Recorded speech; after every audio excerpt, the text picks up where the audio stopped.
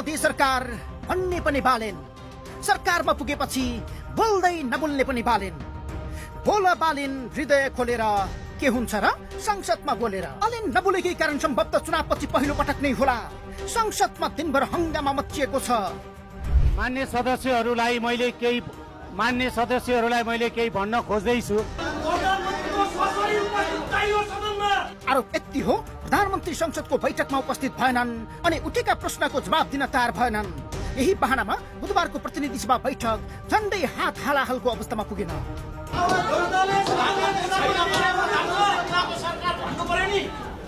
प्रधानमन्त्री बिनाको सरकार भन्नु पर्यो।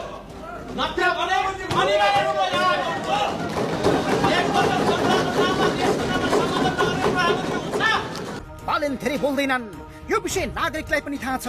अरू त अरू, उनी चुनावका बेला भोट माग्न जाँदा समेत धेरै बोलेनन्।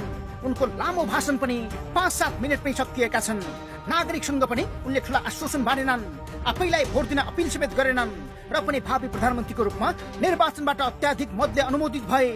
नबोल्ने प्रधानमन्त्री छान्ने अनि बोल भनेर हुन्छ।